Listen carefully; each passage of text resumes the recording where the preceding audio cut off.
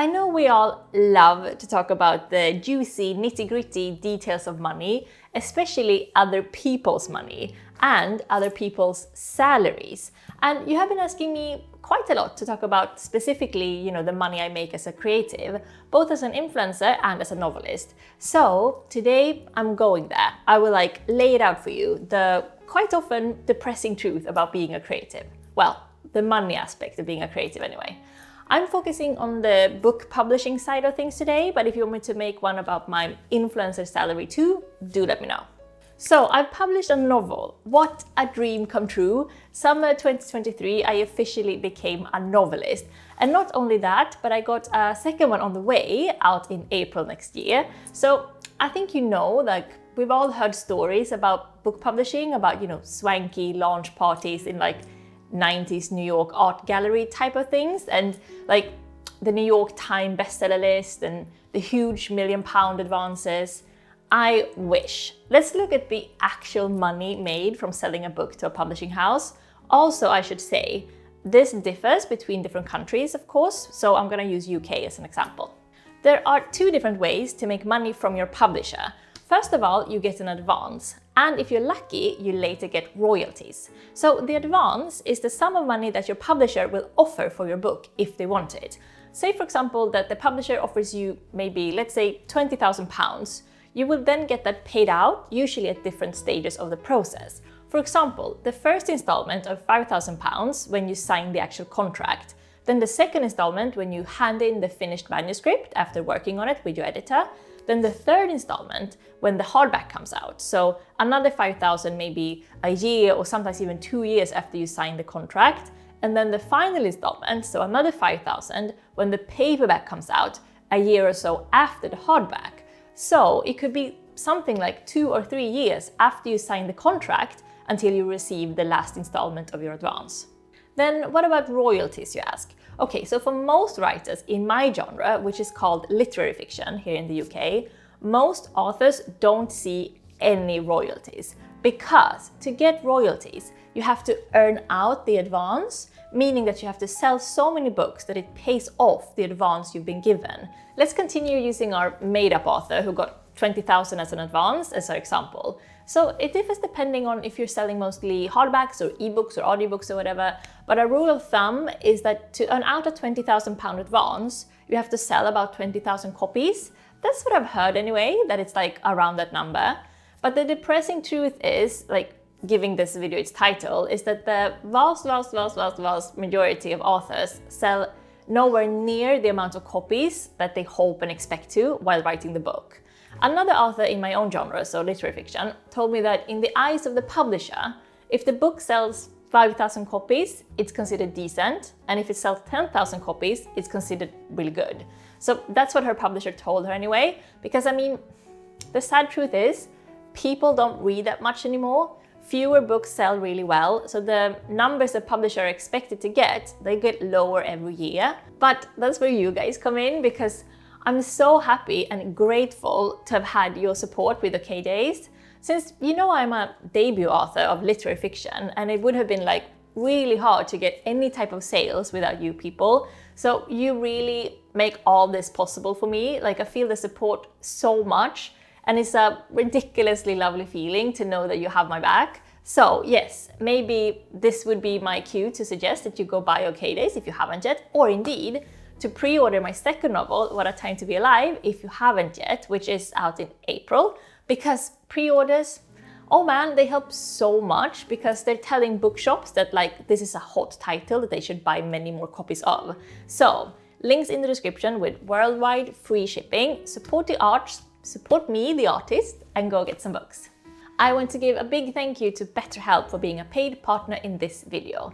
With autumn already here, it's a time of year when I always try to create a strategy to avoid overexertion. And this can be especially tough when running a business, and I know that many of you are also facing demanding jobs or studies. So it's easy to become stressed and lose sight of what's important to the point of exhaustion or even burnout. Whether you're dealing with a clinical mental health issue like anxiety or depression, or just feeling overwhelmed by life's challenges, therapy can be a valuable tool. That's why I'm so pleased to partner with BetterHelp. Their mission is to make starting therapy easier by offering a convenient online platform that can match you with a therapist in just a couple of days. BetterHelp makes it simple by connecting you to therapists remotely. You just answer a few questions and they carefully match you with a credentialed therapist. They also ensure that all the therapists on their platform are highly qualified, and the customer support team is available if you have any questions along the way. You can access therapy via phone, video, or messaging, whatever makes you most comfortable. So if you're interested in exploring therapy, you can click the link in my description or visit betterhelp.com/mustard to get 10% off your first month. Thanks again to BetterHelp for supporting this channel. If you feel like therapy could be beneficial, maybe give this a try. Now let's get back to the video. Okay, so let's talk about sales, because there is a cheeky way for authors to make money even if writing in a genre where books aren't usually expected to sell that well. Basically, here in the UK at least, this is how you sell your book. First up, you get a literary agent, someone who will give you notes on your manuscript, and when they're happy with it, they will send the manuscript out and submit it to editors working at publishing houses. The hardest part of getting a publishing deal is that first hurdle to get a literary agent. Someone who believes in your work enough to take you on is where most authors will stumble and fall on this first difficult hurdle. So that's the main gatekeeper, the agent. Once you have an agent who is happy with the shape of the manuscript, they will submit it to a number of editors that they think is right for the style of writing. And if you are lucky, one of them will bite. And this is what happened for me. My agent Peter sent it out and an editor at my publisher Scepter bought it. Not for a lot of money, to be honest, just like a quite standard amount. And let's remember, my literary agent takes a percentage. Here in the UK, 15% is the standard of, whatever you make on your book. But here's where there is a chance to make quite a bit more money on the advance. If more than one publisher wants to buy your book, it goes to auction, where all the publishers try to outbid each other. And of course, that means that the prices shoot up. So this is actually what happened to me when my agent submitted OK Days to German publishers. 4 publishers wanted to buy it, so it went to auction. And because of this bidding war, the advance I got from my German publisher was like 3, almost 4 times as much as my UK advance. So I know authors who have gotten massive advances because of this bidding war situation. Usually it's when a book has like a really strong concept, or when the author is like very established and successful and like wants to leave the publisher and find a new home for their books. The dream for most authors is to get an advance like this, because it also means that the publisher will make a huge effort to get the book to sell well with marketing and publicity, since they have already invested so much money in the advance. I mean, keep your fingers crossed for me, a girl can dream. So I've been mentioning literary fiction a lot. Let's break it down. Looking at the bestseller charts, if you compare fiction books to non-fiction books, non-fiction usually does really well. I mean, like cookbooks, celebrity memoirs, self-help titles. There are usually quite a few of them on the chart that I get sent every week, which is the top 50 chart here in the UK. But since I write fiction, let's look at those titles. I've mentioned that here in the UK we make a distinction between literary fiction and commercial fiction, or genre fiction, which is also called. You of course also have, children's fiction, which normally does really well on the top 50 chart. So commercial fiction or genre fiction is like everything that's expected to sell a bit better, romance, thrillers, fantasy, feel good, that type of books. Normally on the top 50 chart is like a good mix of non-fiction, children's fiction, and commercial fiction. Literary fiction though, which basically means like all fiction that's a little bit more on the challenging or artsy side of things. The top 50 is usually quite empty of literary fiction.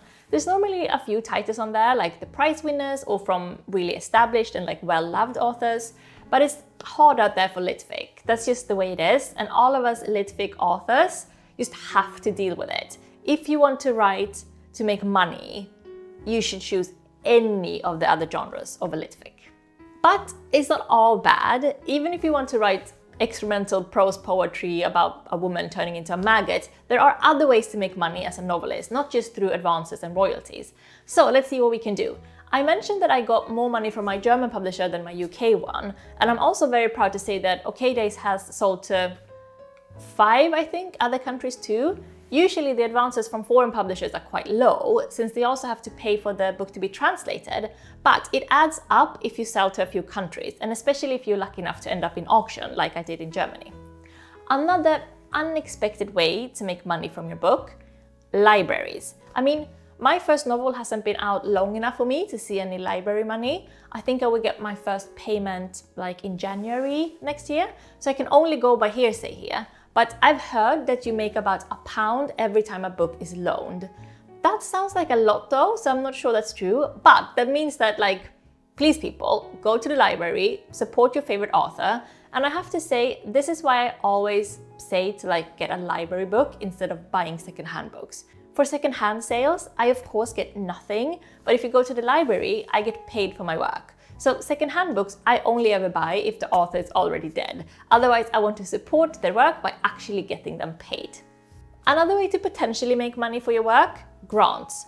I've never tried getting a grant, so I don't know how hard it is, but I know numerous authors who've been giving money for free just by saying, hey, I want to write this book, can you help me out please?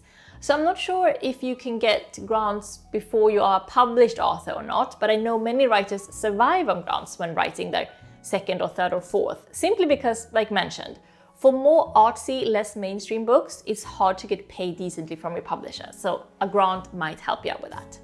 You can also make money from writing adjacent things, which isn't actually connected to selling your book, but which is work that you get because you're a published author. So this includes writing features or columns or book reviews for publications, or sharing events, or being paid to be on panels at festivals, for example, or getting asked to teach a writing course or host a writer's retreat. Many authors also create their own writing courses, and this is a long-time dream of mine, to talk to aspiring writers about how to become a better writer and how to get a book published. The romance of that, I'm picturing Red Leaves, Autumny, Campus 90s movies with highly intelligent students discussing their work in a writer's workshop. Can you imagine the coziness? So I asked before if any of you would be interested in a creative writing course from me, either in person or remotely online. And actually so many of you said that you wanted that. So yeah, the future will tell, but I would absolutely love to do it. Finally, other ways to make money from your book, and this one is the holy grail for more or less every author I've met: to sell your story to a film production company. Especially since if your book becomes a film or TV series, you're bound to sell many more copies of the book too. So it's like a snowball effect. But again, this is a complicated business, and selling to film and TV is no different. Here's how it works usually. If a production company wants it, they will first option your story, meaning that they will sort of rent it for a period of time, 18 months, for example. So you will get a small sum for this renting period, and during that period, you're not allowed to sell the story to anyone else. So if the production company hasn't gotten the idea to the next stage, gotten people involved or gotten financing for it when the 18 months period is over, the rights go back to the author, who can then try to rent it out to another production company and start the whole process over again. Now, I'm not sure you'll believe this, but we actually got a lot of interest from production companies for OK Days, with really, really cool companies too that we would love to work with. And the same week we moved into this flat, we had meetings with production company heads on Zoom with, moving boxes in the background. It was insane and so exciting and surreal. So in the end, we did start working with a production company, but the whole thing fell through during the Hollywood strikes. But no matter, because just the feeling of having meetings and discussing your work with such high-flying Hollywood people has just been fucking pinch me. And also, if your story does get optioned, it's just a tiny percentage of those stories that actually get made into film or TV. So the chances for that is just ridiculously small. But if they do go ahead, that's when you earn the bigger chunk of money from film and TV. So the reality is, out of all the authors I know who write literary fiction, I think only 1 or 2 of them are able to live off of their advances. I know quite a few in other genres like historical fiction or thriller writers who live comfortably off of their advances and royalties, but well, not so often in litfic. So the litfic authors I know are very often creative writing teachers or journalists, or have completely other jobs besides writing. Which isn't so strange really when you think about the number of books an author writes. For literary fiction, you're considered a really speedy writer if you publish 1 book every 2 years. But a lot of litfic authors take 3 or 5 or even 10 years between books. Compare that to the thriller authors I know who write at least 1 per year, some even 2 per year. And not to mention the children's book authors I've met who can write 1 or 2 or, goddamn 6 books in 1 year. It's mad, really. So if I get a new advance every 2 or 3 years, if I can continue writing at this pace, it's not a lot of money per month, and the hourly wage, if I were to break it down, is just ridiculous, pennies. So then why do it? Why spend literally thousands of hours on a project that will give you very little money? Well, I have a theory. I think there's a pandemic among authors, and especially among aspiring authors. The pandemic of wishful thinking. If only 0.01% of authors make it big, 100% of authors believe they will be one of those lucky few. We all tell ourselves we have what it takes to take the book industry by storm. And now I've written 2 books, and I still haven't taken anything by storm. But do I still suffer from like a serious case of wishful thinking and over-optimism? I sure do. If a tiny percentage of authors do make it big, then why not me? Maybe my second will do so much better than expected, or maybe my third will. I think I will keep hoping this way, because the reason we authors all cling on to our optimism this hard-headedly is because we need it. We need this optimism and hope for the future to be able to motivate ourselves to finish the damn book. It's a carrot at the end of a stick, at the end of a long and tedious and stressful stick. Because the truth is, the real reason for writing literary fiction is quite different from monetary.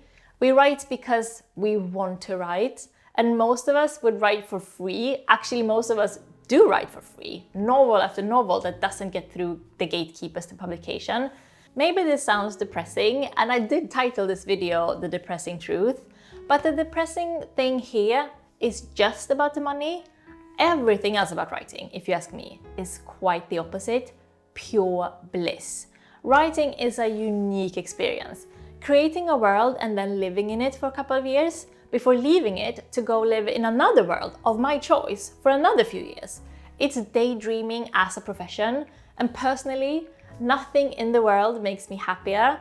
I become different when I'm writing. I feel at ease and satisfied, and I look at the world with kind eyes. When I'm sitting in that writer's room of mine, I feel like I am in my element. Like this is what I am meant to be doing. Like my brain is wired for this exact profession. I can do other things well enough, but never do I feel as talented and as skilled and as if I'm creating good fucking work as when I'm writing. I feel so lucky to have found this out about myself, found this one thing that feels just right. And I wish that for every one of you, no matter if it's a job you get paid for or indeed something you do unpaid simply because you love it. Like being creative, like writing fiction, there's nothing depressing about it, no matter how little you get paid or if you never make it, Finding a way to express yourself with just your own creativity, that's priceless. It's the stuff of a good life, that's what I think. So, go write or sing or sculpt or code or whatever it is that your brain is meant to do. Money comes and goes, but artwork, that's for life, sis. Okay, feel free to ask me anything in the comments, and do tell me please, have you found that one thing, the one thing that your brain is meant to be doing? I hope you have, and if not, keep looking, why don't you? Also, it would make me beyond happy and grateful if you wanted to go buy OK Days or What a Time to Be Alive, so that I can continue this dream job of mine with a 3rd and 4th novel too. Links with worldwide free shipping in the description.